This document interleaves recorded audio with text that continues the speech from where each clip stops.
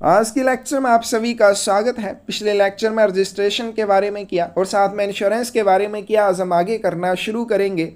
तो आज की वीडियो में हम करेंगे वैल्यू पेबल आर्टिकल्स के बारे में, मूल्य दे डाक वस्तुओं के बारे में। क्लोज नंबर 186 में आज आती है वैल्यू पेबल पोस्ट, मूल्य दे डाक क्या होती है। The value payable system is designed to meet the requirements of persons who wish to pay for articles sent to them at the time of receipt of articles or of the bills or railway receipts relating to them. मूल्यदेय प्रणाली को उन व्यक्तियों की आवश्यकताओं को पूरा करने के लिए डिज़ाइन किया गया है जो उन्हें भेजे गए लेखों की प्राप्ति के समय या उनसे संबंधित बिलों या रेलवे रसीदों की प्राप्ति के समय उनके लिए भुगतान करना चाहते हो। यानी कि वैल्यू पेबल पोस्ट क्या हो जाएगी, यहाँ पे एड्रेसी को जब डाक वस्तु प्राप्त होगी तो एड्रेसी उसके लिए क्या करेगा, भुगतान करेगा। यानी कि कोई भी व्यक्ति क्या चाहता है कि जब मैं डाक वस्तु प्राप्त करूं उसी समय मैं उसके लिए भुगतान करूं, तो कैसे भेजी जा सकती है, वैल्यू पेबल पोस्ट के माध्यम से भेजी जा सकती है। अब मान लीजिए सेंडर एक डाक वस्तु भेजता है प्राप्तकर्ता को जिसका वितरण किया जाना है, लेकिन उस डाक वस्तु के लिए क्या होना है, कोई चार्जेस जो है वो प्राप्तकर्ता से लिए जाने हैं जो सेंडर को दिए जाएंगे। तो यहाँ पे वैल्यू पेबल पोस्ट का यूज किया जाएगा। सेंडर क्या करेगा, उस डाक वस्तु को वीपी पोस्ट के माध्यम से प्राप्तकर्ता को भेजेगा। जब प्राप्तकर्ता को वो डाक वस्तु वितरित की जाएगी तो प्राप्तकर्ता से उस वस्तु के लिए चार्जेस वसूल किए जाएंगे, फिर वो चार्जेस वापस सेंडर को भेजे जाते हैं। तो इस तरह से वैल्यू पेबल पोस्ट का यूज किया जाता है। And also to meet the requirements of traders and others who wish to recover through the post office agency value of articles supplied by them. यह प्रणाली उन व्यापारियों और अन्य लोगों की आवश्यकताओं को भी पूरा करती है जो डाकघर एजेंसी के माध्यम से उनके द्वारा आपूर्ति किए गए लेखों का मूल्य वसूल करना चाहते हैं। यानी कि कोई भी व्यापारी क्या करता है, अपनी डाक वस्तु भेजता है और उस डाक वस्तु का वितरण जब व्यापारी के द्वारा जिस व्यक्ति के लिए उस डाक वस्तु को भेजा है तो उसको जब किया जाएगा उस डाक वस्तु का वितरण, तो उस व्यक्ति के द्वारा उसके लिए भुगतान किया जाएगा। किया गया भुगतान फिर उस ट्रेडर को या उस व्यापारी को वापस किया जाएगा। तो वैल्यू पेबल पोस्ट के बारे में हो जाएगा। नेक्स्ट है आपके पास वीपी आर्टिकल्स के बारे में। कौन कौन सी डाक वस्तुओं को वीपी आर्टिकल्स के रूप में भेजा जा सकता है। तो इसमें क्या आ जाएंगे, रजिस्टर्ड पार्सल्स, पंजीकृत parcel, registered letters, registered book packets and newspapers, prepaid with postage of newspaper, rate of postage and with registration fees. अगर न्यूज़पेपर आपने वैल्यू पेबल आर्टिकल्स के रूप में भेजने हैं तो उनको क्या होना चाहिए, समाचार पत्रों के लिए जो निर्धारित दर है उस दर के अनुसार उनके ऊपर चार्जेस लगे होने चाहिए और साथ में पंजीकरण शुल्क का भी भुगतान किया गया होना चाहिए। इसके अलावा पंजीकृत बुक पैकेट को आप बीपी आर्टिकल्स के रूप में भेज पाएंगे और रजिस्टर्ड पार्सल्स एंड लेटर्स को भी वीपी आर्टिकल्स के रूप में भेजा जा सकता है। May be transmitted by the inland post as value payable postal articles. तो इन सभी को आप मूल्य दे डाक वस्तुओं के रूप में प्रेषित कर सकते हैं। The amount specified for remittance to the sender in the case of any such postal article does not exceed 5,000 rupees। ऐसे किसी भी डाक लेख के मामले में प्रेषक को प्रेषण के लिए निर्दिष्ट राशि 5,000 रुपये से अधिक नहीं होनी चाहिए। तो वीपी आर्टिकल में क्या हो जाएगा, सेंडर जो भी डाक वस्तु भेजेगा जब उस डाक वस्तु का वितरण एड्रेसी को किया जाएगा तो एड्रेसी को क्या करना होगा, चार्जेस का भुगतान करना होगा। उस वस्तु के लिए जो भी भुगतान किया जाएगा वो प्रेषक को वापिस किए जाएंगे, यानी कि वो चार्जेस प्रेषक तक पहुंचाए जाएंगे। लेकिन ध्यान रखना, किसी भी डाक वस्तु को जिसे आप वीपी आर्टिकल के रूप में भेजेंगे उसके ऊपर रिकवर की जाने वाली राशि 5,000 रुपये से अधिक नहीं होनी चाहिए। यानी कि एक बार में वीपी आर्टिकल के लिए मैक्सिमम 5,000 रुपये रिकवर किए जा सकते हैं। Such parcels, letters and packets do not contain coupons, tickets, certificates of introduction designed for the sale of goods on what is known as the snowball system। उसके बाद इस तरह के जो भी वीपी आर्टिकल भेजेंगे, चाहे वो पार्सल हो चाहे वो पत्र हो, पैकेट हो, इनमें कूपन, टिकट, परिचय के प्रमाण पत्र इत्यादि शामिल नहीं होने चाहिए जिन्हें स्नोबॉल सिस्टम के रूप में जाना जाता है। यानी कि जो भी सामग्री स्नोबॉल सिस्टम के अंडर आएगी उसे आप वीपी आर्टिकल्स के रूप में नहीं भेजेंगे। और स्नोबॉल सिस्टम में क्या क्या चीज़ें आ जाएंगी, कूपन, टिकट या फिर जो भी इंट्रोडक्शंस होती हैं जिन्हें किसी भी सामान की बिक्री के लिए डिज़ाइन किया जाता है, उन सभी को स्नोबॉल सिस्टम में माना जाएगा। और स्नोबॉल सिस्टम के अंडर जो भी सामग्री आएगी उसको वीपी आर्टिकल के रूप में नहीं भेजा जाएगा। क्लोज नंबर 188 है, no such postal article as aforesaid will be accepted at any post office for transmission by post as a value payable postal article unless the sender declares that it is sent in execution of a bona fide order received by him. अब हमने ऊपर कर लिया कि sender क्या करेगा, sender एक डाक वस्तु भेजेगा और उसके वितरण के समय एड्रेसी से उस डाक वस्तु के लिए शुल्क वसूल किया जाएगा। लेकिन दूसरी चीज यहाँ पे बताई गई है कि इसके लिए एक घोषणा चाहिए। अब सेंडर जो वो अपनी मर्जी से वीपी आर्टिकल को नहीं भेज सकता है, उसे पोस्ट ऑफिस में ये घोषणा देनी होगी, ये डिक्लेरेशन देनी होगी। क्या डिक्लेरेशन देनी होगी कि उसके द्वारा ये जो वीपी आर्टिकल भेजा जा रहा है वो एड्रेसी से प्राप्त एक बोनाफाइड ऑर्डर के निष्पादन के संबंध में भेजा जा रहा है, यानी कि उसको एड्रेसी से डाक वस्तु को भेजने के लिए एक ऑर्डर प्राप्त हुआ है, तभी वो इस डाक वस्तु को भेज रहा है, अपनी मर्जी से नहीं भेज रहा है। तो वीपी आर्टिकल में ये घोषणा भी देनी होगी। क्या घोषणा देनी होगी कि किसी भी डाक घर में डाक द्वारा प्रेषण के लिए उपरोक्त कोई भी डाक वस्तु तब तक स्वीकार नहीं की जाएगी जब तक कि प्रेषक यह घोषित ना कर दे उसके द्वारा प्राप्त प्रमाणिक आदेश के निष्पादन के संबंध में इस वीपी आर्टिकल को भेजा जा रहा है। यानी कि सेंडर अपनी मर्जी से वीपी आर्टिकल नहीं भेज सकता है, उसको एक घोषणा देनी होगी। घोषणा इसके संबंध में होगी कि उसको एड्रेसी से इस डाक वस्तु को भेजने के लिए एक आदेश प्राप्त हुआ है और उसी प्रमाणिक आदेश के निष्पादन के संबंध में उस वीपी आर्टिकल को भेजा जा रहा है।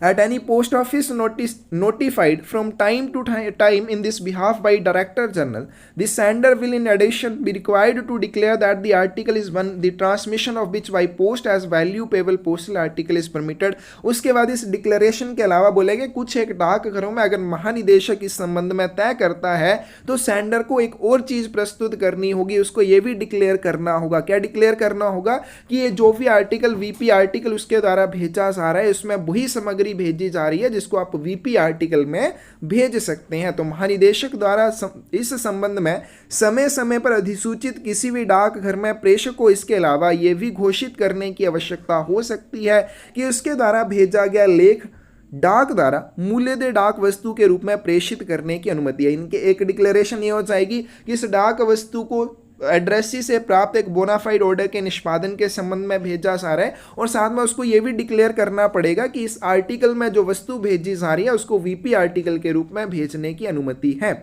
No postal article as aforesaid will be accepted at these post offices without such a further declaration। और इन कार्यालयों में उपरोक्त घोषणा के बिना कोई भी डाक वस्तु स्वीकार नहीं की जाएगी। यानी कि ऐसे कार्यालय या ऐसे डाकघर जहां पे महानिदेशक इस तरह का निर्धारण करता है कि इस तरह की डिक्लेरेशन भी साथ में होनी चाहिए कि इसे जो भी वस्तु भेजी जा रही है या जो भी सामान भेजा जा रहा है उसको वीपी आर्टिकल के रूप में भेजने की अनुमति है। तो अगर वो ऐसा निर्धारित करता है तो डाकघर में इस तरह के डिक्लेरेशन के बिना उस डाक वस्तु को फिर स्वीकार नहीं किया जाएगा।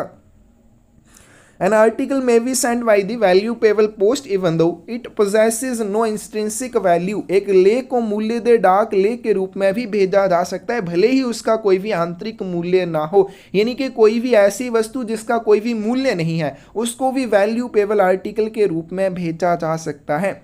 Thus, police documents, bonds, policies of insurance, promissory notes, railway goods, and parcel receipts, bills of lading, और ordinary bills for collection में भी sent as value payable postal articles। इसलिए क्या बताया गया है कि जितने भी कानूनी दस्तावेज होते हैं, कोई भी बॉन्ड है, बीमा की पॉलिसीज होती हैं, इंश्योरेंस जो पॉलिसीज होती हैं, वचन पत्र, रेलवे सामान या पार्सल की रसीदें, बिल ऑफ लैडिंग या संग्रह के लिए साधारण बिल, इन सभी को आप कैसे भेज सकते हैं? वीपी आर्टिकल के रूप में भेज सकते हैं। क्योंकि कोई भी ऐसी वस्तु जिसका कोई आंतरिक मूल्य नहीं है उसको भी वीपी आर्टिकल के रूप में भेजा जा सकता है। तो ये सारी चीजें भी आप वीपी के रूप में मूल्यदेय डाक वस्तु के रूप में भेज पाएंगे।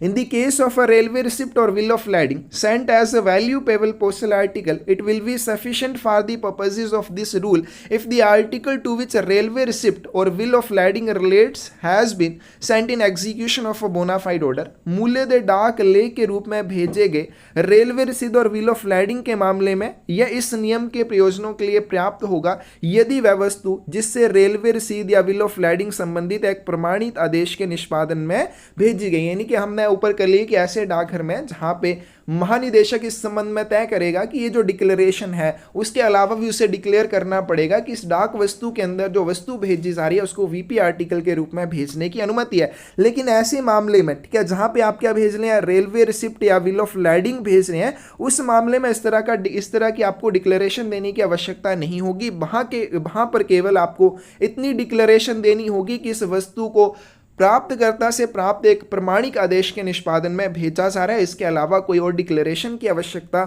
नहीं होगी। क्लोज नंबर 189 है post office from and to which VP articles may be sent. कौन से डाक घरों से वीपी आर्टिकल्स को भेजा जा सकता है और कौन से डाक घरों को भेजा जा सकता है।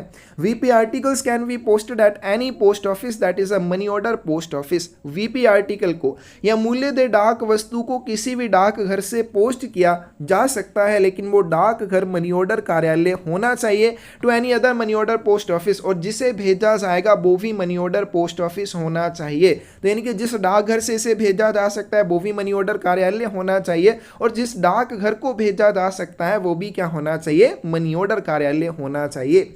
और post offices are money order post offices. अब यहाँ पे बताया कि कौन कौन से डाकघर मनी ऑर्डर कार्यालय होते हैं जहां से आप वीपी आर्टिकल्स को भेज सकते हैं या जहां के लिए वीपी आर्टिकल्स को भेजा जा सकता है। तो जितने भी डाकघर होते हैं वो सभी मनी ऑर्डर कार्यालय होते हैं except post office marked by the letter D opposite their names, सिवाय उन डाकघरों के जिनके सामने डी शब्द चिन्हित किया गया, यानी कि ऐसे डाकघर जिनको डी अक्षर से अलग किया गया है, चिन्हित किया गया है। और ये डाकघरों की जो सूची है पोस्ट ऑफिस गाइड पार्ट 3 में आती है, लेकिन हम इसको करेंगे नहीं, इंपॉर्टेंट भी नहीं है। लेकिन ऐसे डाकघर जिनके नाम के सामने क्या शब्द लिखा गया है, डी शब्द लिखा गया है, वो मनी ऑर्डर पोस्ट ऑफिस नहीं होंगे। बाकी जितने भी डाकघर होंगे सभी मनी ऑर्डर पोस्ट ऑफिस होंगे। वहां से आप वीपी आर्टिकल्स को भेज भी सकते हैं और वहां के लिए वीपी आर्टिकल्स भेजे भी जा सकते हैं।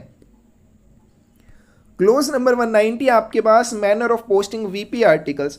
वीपी आर्टिकल को पोस्ट करने का क्या तरीका रहता है। Every postal article intended to be transmitted by post as a value payable postal article must be presented at the window of post office. कोई भी आर्टिकल जिसे आप वीपी आर्टिकल के रूप में भेजना चाहते हैं उसे पोस्ट करने के लिए आपको डाक घर में उसे प्रस्तुत करना होगा। और कैसे प्रस्तुत करना होगा, with the prescribed printed form in which the sender must specify the sum to be remitted to himself, जिसमें एक निर्धारित प्रपत्र भी साथ में होगा और उस प्रपत्र में प्रेषक को यह स्पेसिफाई करना पड़ेगा।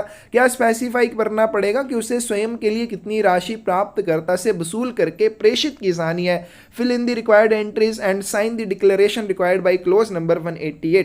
तो प्रत्येक डाक वस्तु जिसे आप मूल्यदेय डाक वस्तु के रूप में भेजना चाहते हैं उसे निर्धारित मुद्रित प्रपत्र के साथ डाकघर में प्रस्तुत किया जाना चाहिए, जिसमें प्रेषक स्वयं को प्रेषित की जाने वाली राशि निर्दिष्ट करेगा और साथ में क्लोज नंबर 188 में जो घोषणा की बात की गई है वो भी साथ में उसे प्रस्तुत करनी होगी। अब क्योंकि सेंडर जो भी डाक वस्तु भेजेगा एड्रेस ही उसके लिए भुगतान करेगा, भुगतान करने के बाद उस राशि को प्रेषक को वापस भेजा जाना है। तो प्रेषक को प्राप्तकर्ता से वसूल करने के बाद कितनी राशि वापस की जाएगी या प्रेषित की जाएगी, यानी कि प्राप्तकर्ता से एक्चुअल में कितनी राशि वसूल की जानी है उसके संबंध में उसे स्पेसिफाई करना पड़ेगा, निर्धारित करना पड़ेगा एक प्रिंटेड फॉर्म के ऊपर। और साथ में उसको डिक्लेरेशन जो क्लोज नंबर 188 में बताई गई है वो भी डाकघर में वीपी आर्टिकल के साथ प्रस्तुत करनी पड़ेगी। The sender must also right clearly on the face of the article itself. उसके बाद प्रेषक को लेख के मुख पर भी स्पष्ट रूप से क्या लिखना चाहिए, in the upper left hand corner the letter VP followed by an entry in figures and words of the amount of remittance to himself. अब प्रेषक को जो भी राशि प्राप्तकर्ता से एकत्र की करके प्रेषित की जानी है उसको लिखेगा, लेकिन कैसे लिखेगा, ऊपरी बाएं हाथ के कोने में पहले वीपी वर्ड लिखा जाएगा। यानी कि मान लीजिए एक वीपी आर्टिकल है, इसके बाएं हाथ के कोने में नीचे यहाँ पे क्या लिखा जाएगा, सबसे पहले वीपी वर्ड लिखा होगा और उसके बाद प्रेषक को कितनी राशि प्रेषित की जानी है उसको अंकों और शब्दों में भी लिखा गया होगा। यानी कि वीपी वर्ड के बाद ये सारी चीजें लिखी होंगी अंकों और शब्दों में, जो राशि प्रेषक को निर्दिष्ट प्रेषित की जानी है उसके बारे में। In the lower left hand corner his own name and full address. तो यहाँ पे हम पहले भी कर चुके हैं कि प्रेषक का पता जो है कहाँ पे लिखा जाएगा, लोअर लेफ्ट हैंड कॉर्नर में। तो यहाँ पे प्रेषक का वो यानी कि खुद का स्वयं का नाम और पता भी लिखेगा। The sender's name and address may be indicated by clear impression of a stamp on the value payable article. मूल्य दे डाक वस्तु पर प्रेषक का नाम और पता एक मुहर की स्पष्ट छाप द्वारा भी इंगित किया जा सकता है। यानी कि जो प्रेषक का नाम और पता लिखने के ऊपर बात की गई है उसको वो एक मुहर के माध्यम से भी वहां पे इंप्रेस कर सकता है, मुहर के माध्यम से भी इंगित कर सकता है। Value payable articles will not be accepted unless the tone of payment shown in the value payable money order form is the one where the article has been booked. मूल्य दे डाक वस्तु को उस समय तक स्वीकार नहीं किया जाएगा जब तक कि मूल्य दे मनी ऑर्डर फॉर्म में दिखाया गया भुगतान का शहर वह नहीं हो जहां पर लेख बुक किया जा रहा है। अब जब भी वीपी आर्टिकल भेजा जाएगा तो वीपी आर्टिकल के लिए प्राप्तकर्ता राशि का भुगतान करेगा जो प्रेषक को वापस की जाएगी, लेकिन वो राशि प्रेषक को वापस कैसे की जाएगी? वो की जाएगी वैल्यू पेबल मनी ऑर्डर के माध्यम से। अब जब प्रेषक के द्वारा वीपी आर्टिकल को बुक किया जाएगा तो उसके साथ में वीपीएमओ फॉर्म भी भरना पड़ेगा।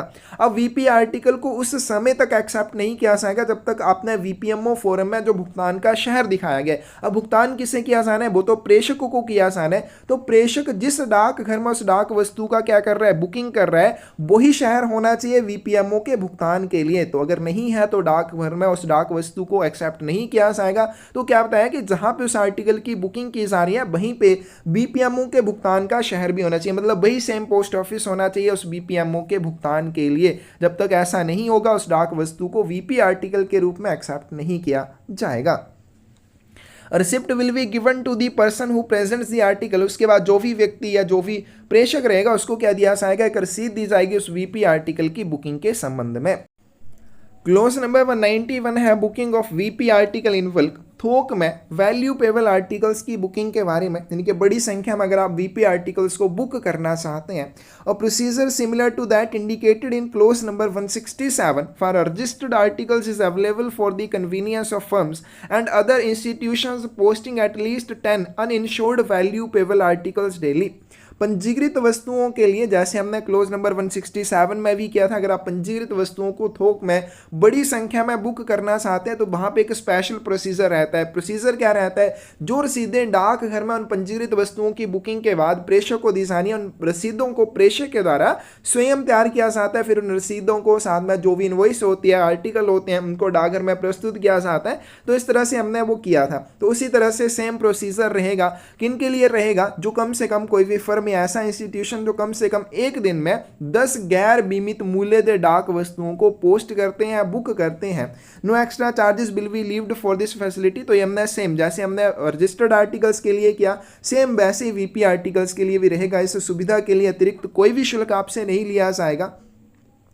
Inquiries in this regard should be addressed to local superintendent of post office. और इसके संबंध में अगर आपको कोई भी इंक्वायरी है, पूछताछ है, तो आप किसे डाकघर के स्थानीय अधीक्षक को संबोधित करेंगे, उससे आप पूछताछ कर सकते हैं। क्लोज नंबर 192 है कंडीशंस के बारे में। No article will be accepted at any post office for transmission by post as value payable postal article if it is so small or so covered with the writing or sealing wax on the address side or otherwise made up in such a manner as to render it impracticable to affix to the article the prescribed official labels of the post office। किसी भी डाक वस्तु को VP article के रूप में उस समय तक स्वीकार नहीं किया जाएगा अगर वो बहुत ही छोटा है, ठीक है, अगर वो बहुत ही क्या है, स्मॉल है, या फिर उसके पते वाली साइड राइटिंग या सीलिंग बैग से ढकी हुई है, या फिर आपने उसको इस तरह से बनाया है कि डाक घर के द्वारा उसके ऊपर जो आधिकारिक लेवल लगाया जाना है वो लगाना मुश्किल हो जाए। तो इस तरह के किसी भी आर्टिकल को वीपी आर्टिकल के रूप में एक्सेप्ट नहीं किया जाएगा जो बहुत ही छोटा हो, जिसके पते वाली साइड राइटिंग या सीलिंग बैग से ढकी हुई हो, या फिर जिसको इस तरह से बनाया गया हो कि डाक घर के द्वारा उसके ऊपर ऑफिशियल लेवल लगाना मुश्किल हो जाए। ऐसी डाक वस्तुओं को वीपी आर्टिकल के रूप में एक्सेप्ट नहीं किया जाएगा। तो ये एक्सप्लेनेशन जैसे हमने रजिस्टर्ड आर्टिकल्स के मामले में किया था, ये ऊपर जो हमने रूल किया ये उन डाक वस्तुओं के ऊपर अप्लाई नहीं होती है जिनके साथ एक एड्रेस लेवल लगा होता है, लेकिन एड्रेस लेवल भी बहुत छोटा नहीं होना चाहिए, उसके पते वाली साइड में कोई भी राइटिंग या सीलिंग बैग्स का उपयोग नहीं किया गया होना चाहिए, जिसकी वजह से उसके ऊपर जो आधिकारिक लेवल है डाक घर के द्वारा जो लगाया जाना है वो लगाना मुश्किल हो जाए। तो इस तरह से भी बीपी आर्टिकल को एक्सेप्ट नहीं किया जाएगा। No article on which the amount specified for recovery from the addressee exceeds ₹1,500 will be accepted at any post office for transmission by post as value payable postal article unless it is insured for at least the sum specified for remittance by the sender. तो क्या बताया कि कोई भी डाक वस्तु अगर आप उसे वीपी आर्टिकल के रूप में भेजना चाहते हैं और उसके ऊपर जो प्राप्तकर्ता से रिकवर की जाने वाली राशि वो 1500 रुपये से अधिक हो जाती है, तो ऐसी कंडीशन में उस वीपी आर्टिकल के लिए आपको इंश्योरेंस भी करवानी पड़ेगी। और कम से कम जो राशि प्रेषक को प्रेषित की जानी एड्रेसी से रिकवर करने के बाद उस राशि के लिए तो आपको इंश्योरेंस इसकी करवानी ही पड़ेगी, चाहे आप उस डाक वस्तु के लिए इंश्योरेंस ना करवाएं। तो कोई भी लेख जिस पर प्राप्तकर्ता से वसूली के लिए निर्दिष्ट राशि या 1500 रुपये से अधिक है, इनके जो प्रेषक ने राशि वसूल करनी है उस डाक वस्तु के लिए प्राप्तकर्ता से वो 1500 रुपये से ज़्यादा है, तो किसी भी डाकघर में उसे प्रेषण के लिए तब तक स्वीकार नहीं किया जाएगा जब तक कि प्रेषक द्वारा प्रेषण के लिए निर्दिष्ट राशि के लिए कम से कम बीमाकृत ना हो। यानी कि इस 1500 रुपये के लिए कम से कम उसे इंश्योरेंस करनी पड़ेगी, चाहे वो डाक वस्तु के लिए इंश्योरेंस ना करे, लेकिन वो किसके लिए इंश्योरेंस करेगा? एड्रेसी के बाद जो भी एड्रेसी से रिकवर की जाएगी राशि रिकवर करने के बाद जो सेंडर को भेजी जाएगी 1500 रुपये, उस 1500 रुपये का उसको क्या करना पड़ेगा? बीमा करवाना पड़ेगा। This rule does not apply to value payable letters containing railway receipt, bills, invoices, documents, etc. of no intrinsic value। लेकिन ये वाला जो रूल है कि 1500 रुपये से अधिक की राशि अगर रिकवर की जानी एड्रेसी से, तो ऐसी कंडीशन में उसकी इंश्योरेंस करवानी पड़ेगी। ये रूल जो है कहाँ पे अप्लाई नहीं होता है? रेलवे रसीदों के मामले में, बिल्स या इन्वॉइसेस या डॉक्यूमेंट्स जिनका कोई भी आंतरिक मूल्य नहीं है, या फिर वैल्यू पेबल पैकेट जिनमें क्या है प्रिंटेड बुक्स हैं या बुक्स हैं जिनको बुक पैकेट रेट्स के ऊपर मुद्रित पुस्तकों की दरों के अनुसार भेजा जाते हैं। यानी कि बुक पैकेट जो भी बुक पैकेट्स के ऊपर दर है या चार्जेस लिए जाते हैं उनके अनुसार उनको भेजा जाता है, तो ऐसी कंडीशन में भी इनके ऊपर आपको बीमा करवाने की आवश्यकता नहीं होगी। तो ये आ जाएगा वैल्यू पेबल आर्टिकल्स के बारे में। अब इसके बाद हमारे पास क्या आते हैं? मनी ऑर्डर्स के बारे में आएगा। तो मनी ऑर्डर्स के लिए थोड़ा लंबा टॉपिक है, उसको हम अलग से करेंगे। आज की वीडियो में बाकी जो बच जाते हैं पोस्ट ऑफिस गाइड पार्ट 1 के, उनको कवर करेंगे, इंडियन पोस्टल ऑर्डर्स या फ्लैटली वगैरह के बारे में। तो सबसे पहले हम करते हैं इंडियन पोस्टल ऑर्डर के बारे में description. Indian postal orders provided a convenient means of transmitting small sums of money by post. भारतीय पोस्टल ऑर्डर डाक द्वारा छोटी राशि भेजने का एक सुविधाजनक साधन प्रदान करते हैं। यानी कि अगर आपने 1, 2, 3, 4, 5 रुपये इस तरह की कोई राशि भेजनी है तो आप उसको इंडियन पोस्टल ऑर्डर के माध्यम से भेज सकते हैं। यानी कि पोस्ट के माध्यम से, डाक के माध्यम से अगर आप बहुत ही छोटी राशि भेजना चाहते हैं तो आपको क्या सुविधा दी जाएगी? इंडियन पोस्टल ऑर्डर की सुविधा दी जाती है। डिनोमिनेशन ऑफ ऑर्डर्स की बात करें, अब ये जो आपके इंडियन पोस्टल ऑर्डर्स रहेंगे अलग अलग मूल्य वर्ग के होते हैं। Indian postal orders are available in 8 denomination starting from 1 up to ₹100। तो ये 1 रुपये से शुरू होकर 100 रुपये तक विभिन्न 8 मूल्य वर्गों में उपलब्ध होते हैं। इनके Indian postal order total 8 denominations में उपलब्ध होंगे। कमीशन किस तरह से लिया जाता है? 1, 2, 5, 7 और 10 रुपये का। अगर आप IPO खरीदते हैं तो उसके लिए 1 रुपये का भुगतान आपको करना पड़ेगा। 20 रुपये के IPO के लिए 2 रुपये का, 50 रुपये के IPO के लिए 5 रुपये का, 100 रुपये के IPO के लिए 10 रुपये का भुगतान आपको करना पड़ेगा। तो सबसे जो बड़ा डिनोमिनेशन IPO का वो कितने का होता है? 100 रुपये का होता है। Denominations of ₹1 to 5 and 7 has been discontinued, hence no indent of these IPOs should be made in future। 1, 2, 5 और 7 रुपये मूल्य वर्ग के जो IPO हैं इनको बनाना भी बंद कर दिया गया, तो इसलिए भविष्य में इनका कोई भी इंडेंट नहीं बनाया जाएगा। मतलब भविष्य में इनको बनाया नहीं जाएगा, लेकिन जब तक ये हैं तब तक ये चलेंगे, आप इनका यूज़ अभी कर सकते हैं। क्लोज नंबर 246 है offices authorised to sell and cash. बेचने और नकद करने के लिए अधिकृत कार्यालय। कौन कौन से डाकघर IPO बेच सकते हैं या उनको कैश कर सकते हैं? Indian postal orders are sold either for cash और for cheque and paid by all head and sub post office in India. अब जो IPO है अगर वो आप खरीदना चाहते हैं तो आप कैश का उपयोग भी कर सकते हैं, आप चेक का उपयोग भी कर सकते हैं, और इनका भुगतान किसी भी सब पोस्ट ऑफिस या हेड पोस्ट ऑफिस के द्वारा किया जा सकता है। इनके प्रधान डाकघर और उप डाकघर इनको कैश करने के लिए अधिकृत होते हैं। मतलब अब मान लीजिए किसी के लिए आपने IPO भेजा है और वो व्यक्ति IPO का भुगतान कहाँ पर प्राप्त कर सकता है? वो जाके किसी भी हेड ऑफिस में या सब ऑफिस में उसका भुगतान प्राप्त कर सकता है, और इसको अगर आप खरीदना चाहते हैं कैश या चेक के माध्यम से खरीदे जा सकते हैं। क्लोज नंबर 247 है एंट्रीज बाय परचेजर। अब जो भी व्यक्ति IPO को खरीदेगा उसके द्वारा कौन कौन सी प्रविष्टियां उस IPO के ऊपर की जाएंगी? The purchaser of an Indian postal order must before parting with it fill in ink the name the person to whom the amount is to be paid. एक भारतीय पोस्टल ऑर्डर का जो खरीददार होगा वो डाकघर में से सौंपने से पहले उस व्यक्ति का नाम स्याही से लिखेगा, इंक से लिखेगा, जिससे उसकी राशि का भुगतान किया आसान है। तो सबसे पहले जो भी परचेजर होगा आईपीओ का, जिसने भी आईपीओ को खरीदा है, वो डाकघर में उसको देने से पहले क्या करेगा, उस व्यक्ति का नाम स्याही से लिखेगा, जिससे उस राशि का भुगतान किया जाना है। If the purchaser does not know which post office is most convenient to the pay, he should insert the name of the town, village और district where the pay resides। यदि खरीदार को यह पता नहीं है कि उस आईपीओ का जो भी भुगतान करता है या प्राप्त करता है उसके लिए कौन सा डाकघर सबसे सुविधाजनक रहेगा जहां पे जाकर वो आईपीओ का भुगतान ले सके, तो ऐसी कंडीशन में से क्या करना चाहिए, भुगतान करता या अदाता जहाँ पे भी रहता है उसके गांव का नाम, जिला का नाम, ये सारी चीज़ें सम्मिलित कर देनी होंगी ताकि पोस्ट ऑफिस अपने हिसाब से उसका भुगतान कर सके। Order will then be paid at any head or sub post office in the locality named.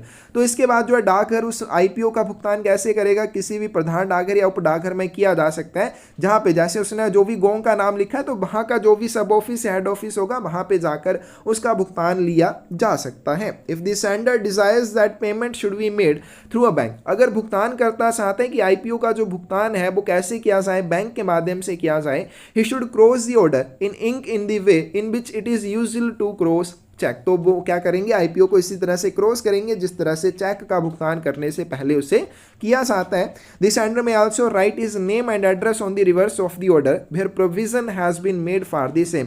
तो जो सेंडर रहेगा, उस आईपीओ को भेजने वाला जो भी रहेगा, वो ऑर्डर के पीछे, आईपीओ के पीछे अपना नाम और पता लिखेगा जहां पे भी इस तरह का प्रावधान किया गया हो। नेक्स्ट आपके पास payment of Indian postal order के बारे में। भारतीय पोस्टल ऑर्डर का भुगतान किस तरह से किया जाएगा। Before a postal order can be paid, इससे पहले कि किसी भी पोस्टल ऑर्डर का भुगतान किया जाए, name of the payee and name of the office of payment must be filled in and the order must be properly receipted. किसी भी पोस्टल ऑर्डर का भुगतान करने से पहले प्राप्तकर्ता का नाम और भुगतान के कार्यालय का नाम उसके ऊपर अवश्य भरा जाना चाहिए और इसे ठीक तरह से प्राप्त किया जाना चाहिए। If a postal order B crossed, अगर किसी भी इंडियन पोस्टल ऑर्डर को क्रॉस किया गया है, payment will be made only through that bank, तो केवल उसका भुगतान उसी बैंक के माध्यम से किया जाएगा जिसका नाम उसके ऊपर रहेगा। क्योंकि अगर आप चाहते हैं बैंक के माध्यम से इसका भुगतान किया जाए तो आप इसे क्रॉस कर सकते हैं। तो क्रॉस किया हुआ कोई भी आईपीओ होगा उसका भुगतान केवल उसी बैंक के माध्यम से किया जाएगा। No Indian postal order will be paid even though presented for payment by a bank unless the name of the payee inserted in the body of the order। अब मान लीजिए कोई भी बैंक है वो आईपीओ प्रस्तुत करता है लेकिन उसके ऊपर प्राप्तकर्ता या भुगतानकर्ता का नाम नहीं लिखा गया है तो उसका भुगतान नहीं किया जाएगा। तो बैंक द्वारा भी अगर भुगतान के लिए प्रस्तुत किया जाता है कोई भी आईपीओ, तो ऐसी कंडीशन में उसके भुगतान के लिए क्या करना होगा, आईपीओ के मुख्य भाग में प्राप्तकर्ता का नाम आपको लिखना पड़ेगा। Government offices और semi government offices which receive a large number of Indian postal orders. मान लीजिए कोई भी गवर्नमेंट ऑफिस है, सरकारी कार्यालय है या अर्ध सरकारी कार्यालय है जिसे बड़ी संख्या में आईपीओ प्राप्त होते हैं, चाहे वो क्रॉस किए हुए हों या फिर अनक्रॉस हों। क्रॉस जिनका भुगतान बैंक के माध्यम से किया जाना है, अनक्रॉस जिनका डाकघर के माध्यम से किया जाना है। May obtain payment of such orders by book adjustment, वो इन सभी आईपीओस का भुगतान कैसे ले सकते हैं, बुक एडजस्टमेंट के माध्यम से लिया जा सकता है। नेक्स्ट है आपके पास काउंटर फॉइल के बारे में। जब आपने आईपीओ देखा होगा तो इस तरह से बना होता है, ठीक है, इस तरह से, और एक पोर्शन उसका बड़ा सा होता है। अब ये जो पोर्शन होता है इसको कहते हैं काउंटर फॉइल। ठीक है, अगर नहीं देखा है तो आईपीओ आप पोस्ट ऑफिस में जाके जरूर देखेंगे। आईपीओ क्या होता है, उसका जो काउंटर फॉइल होता है वो क्या होता है। The purchaser of an Indian postal order should fill in the particulars for which provision has been made on the counterfoil which he should tear off and retain। एक इंडियन पोस्टल ऑर्डर का खरीदार जो भी विवरण उसे भरने होंगे वो काउंटर फॉइल में दिए होंगे, वो काउंटर फॉइल में भरेगा। उसके बाद जब भी वो आईपीओ पोस्ट करेगा या भेजेगा, भेजने से पहले काउंटर फॉइल को वो उससे अलग करेगा और अपने पास रख लेगा। यहाँ पे क्या आ जाएगा, काउंटर फॉइल आ जाएगा और यहाँ पे क्या आ जाएगा, बाकी उसका पोर्शन होगा। तो इसको आगे भेजने से पहले ये जो पोर्शन होता है इसको अलग किया जाता है और जो भी परचेजर रहेगा, इसका खरीदार रहेगा, वो उसको अपने पास रख लेता है। Although the possession of the counterfoil does not entail the holder to compensation, it facilitates inquiry in the event of order being lost. यहाँ तक अब देखो, जो उसने काउंटर फॉइल अपने पास रखा है, इसका मतलब ये नहीं होगा कि अगर वो आईपीओ गुम हो जाता है तो इसके लिए उसे मुआवजा दिया जाएगा। इसका केवल इतना ही उद्देश्य है कि अगर आपका आईपीओ गुम हो जाता है तो ऐसी कंडीशन में उसकी इंक्वायरी के बारे में या उसकी पूछताछ के बारे में ये आपको हेल्प करता है, क्योंकि इसके ऊपर क्या रहता है, जो जिसके लिए आपने आईपीओ भेजा उसकी संख्या, उसका नाम पता आपने भरा होगा, दूसरी बात उसका नंबर रहेगा, जो आईपीओ आपने भेजा उसकी क्रम संख्या रहती है। तो अगर आपका आईपीओ गुम हो जाता है तो उसको ढूंढने में, उसके बारे में पूछताछ करने में ही आपको सुविधा प्रदान करेगा, लेकिन इसका मतलब ये नहीं होगा कि आपको उसके संबंध में ये मुआवजा दिलाएगा। नेक्स्ट आपके पास clause number 250, applications regarding miscarriage, loss और डिस्ट्रक्शन ऑफ ऑर्डर्स, विफलता, हानि या आदेशों के नष्ट होने के संबंध में आवेदन कैसे करना है। आपने एक आईपीओ भेजा, उसके जिस मकसद के लिए आपने भेजा था वो मकसद अगर पूरा ना हो पाए, या फिर उसको कोई लॉस हो जाता है, हानि हो जाती है, या फिर वो नष्ट हो जाता है, तो ऐसी कंडीशन में जो आवेदन किया जाएगा उसके बारे में। All applications for inquiry in respect of miscarriage, loss or destruction of Indian postal order should be made within 12 months from the last day of the month of issue। जिस महीने में आईपीओ जारी किया जाता है उस महीने के लास्ट दिन से आपको 12 महीने का समय दिया जाएगा, यानी कि जो लास्ट दिन होगा उस महीने का जिसमें आपने आईपीओ खरीदा था, ठीक है, खरीदा नहीं जारी किया था, तो उस लास्ट दिन से 12 महीने के भीतर आप उसके मिसकैरेज, लॉस या डिस्ट्रक्शन के संबंध में आवेदन दे सकते हैं, एप्लीकेशन दे सकते हैं। Must be made to the superintendent of post office. अब ये जो आवेदन होगा वो दिया किसे जाएगा, डाकघर अधीक्षक को दिया जाएगा, यानी कि सुपरिटेंडेंट को दिया जाएगा, और the first class post master in whose jurisdiction the office of issue of the order is situated and be accompanied by the counterfoil. तो आवेदन या तो आप डाकघर अधीक्षक को देंगे या फिर प्रथम श्रेणी के पोस्ट मास्टर को दिया जाएगा। अब कैसे आप निर्धारित करेंगे, जिसके भी जुरिडिक्शन में, जिसके भी अधिकार क्षेत्र में ऑफिस ऑफ इशू यानी कि उस आईपीओ को जारी करने वाला कार्यालय रहेगा, वहीं पे आपने आवेदन करना है। यानी कि जो जारी करने वाला कार्यालय है वो जिसके भी अधिकार क्षेत्र में आएगा, अगर सुपरिटेंडेंट के अधिकार क्षेत्र में आता है तो सुपरिटेंडेंट को आवेदन किया जाएगा, फर्स्ट क्लास पोस्ट मास्टर के जुरिडिक्शन में आता है तो उसे आपने आवेदन करना है, और साथ में इसके आपको क्या देना है, काउंटर फॉइल भी देना है, जो प्रतिपर्ण रहेगा उस आईपीओ का वो भी साथ में भेजना होगा। If the counter foil can not be produced, अगर आप काउंटर फॉइल प्रस्तुत नहीं करते, आपने मान लीजिए उसे गुम कर दिया, the serial number of the order, तो आपको ऑर्डर का सीरियल नंबर पता होना चाहिए, जो आईपीओ आपने भेजा है उसका जो सीरियल नंबर होगा वो आपको पता होना चाहिए। ऑफिस ऑफ इशू जारी करने वाले कार्यालय का नाम, डेट ऑफ परचेज किस तारीख को आपने खरीदा था, otherwise no claim will be entered, नहीं तो किसी भी दावे पर कोई विचार नहीं किया जाएगा। तो कोई भी आपने आईपीओ के संबंध में आवेदन देना है, काउंटर फॉइल आपको देना पड़ेगा साथ में। अगर आपके पास काउंटर फॉइल नहीं है तो इस ऐसी कंडीशन में आपको उस आईपीओ का serial number, office of issue, साथ में किस तारीख को आपने परचेज किया था, वो सारी चीजें बतानी होंगी। अगर आप बताने में सक्षम है, सक्षम नहीं है, तो ऐसी कंडीशन में कोई भी दावे के लिए क्लेम को स्वीकार नहीं किया जाएगा। In such cases refund if justified, और ऐसे मामलों में जब रिफंड जस्टिफाई है, मतलब आपको वहां पे रिफंड मिल सकता है, will not be granted before the expiry of 16 months from the last day of the month of issue of the order. तो ये आपको जो रिफंड दिया जाएगा, कब दिया जाएगा, जिस महीने में ऑर्डर जारी किया था उसके लास्ट दिन से 16 महीने के बाद दिया जाएगा, उससे पहले आपको ये रिफंड नहीं मिलेगा। आगे चलते हैं, क्लोज नंबर 251 है अल्टर्ड, म्यूटिलेटेड और इनकम्प्लीट ऑर्डर्स के बारे में, परिवर्तित, कटे फटे या अपूर्ण ऑर्डर के बारे में। If any erasure or alteration be made or if order is to be stamped or is not stamped or signed by the postmaster of the issuing office, or if the order is cut, defaced or mutilated, payment में B refused. सबसे पहले आपका जो IPO है उसमें आपने eraser का इस्तेमाल किया, मतलब आपने उसमें कुछ मिटाया है या फिर उसमें कुछ भी चेंज की है, या फिर दूसरी बात जिस कार्यालय में उसे जारी किया गया उस कार्यालय के पोस्ट मास्टर के द्वारा उसके ऊपर मुहर नहीं लगाई गई है या हस्ताक्षर नहीं किए गए हैं, या फिर उसको कट कर दिया है, विरूपित कर दिया गया है, या फिर म्यूटिलेट कर दिया है, ऐसी कंडीशन में इस तरह के आईपीओ के संबंध में आपको भुगतान नहीं दिया जाएगा, भुगतान के लिए मना कर दिया जाएगा। And when payment is refused, और जब पेमेंट के लिए या भुगतान के लिए मना कर दिया जाता है, इन सभी मामलों के संबंध में no refund of the order will be granted. तो ऐसी कंडीशन में उस मनी और उस आईपीओ के संबंध में आपको कोई भी रिफंड नहीं दिया जाएगा। तो कोई भी आपका आईपीओ है जिसके लिए आपने इरेजर का इस्तेमाल कर लिया, आपने उसमें से कोई चीज़ मिटा दी, उसमें कोई चेंज कर ली,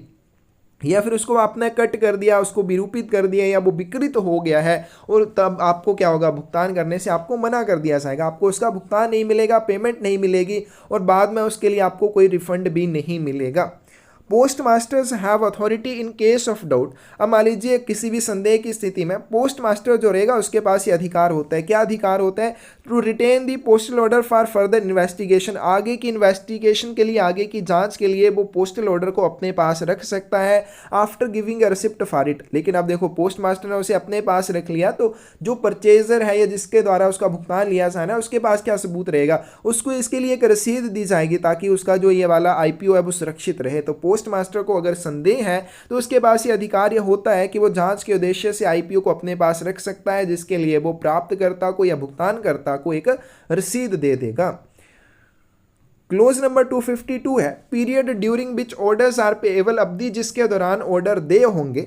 if an Indian postal order is not presented for payment within 24 months from the last day of the month of issue, a second commission at the rates prescribed will be charged which must be paid in postage stamps affixed to the back of the order. तो जो order है, IPO है, जारी करने के महीने के अंतिम दिन से 24 महीने के भीतर आप उसको भुगतान के लिए प्रस्तुत नहीं करते हैं तो निर्धारित दरों पर आपको दूसरा कमीशन देना पड़ेगा।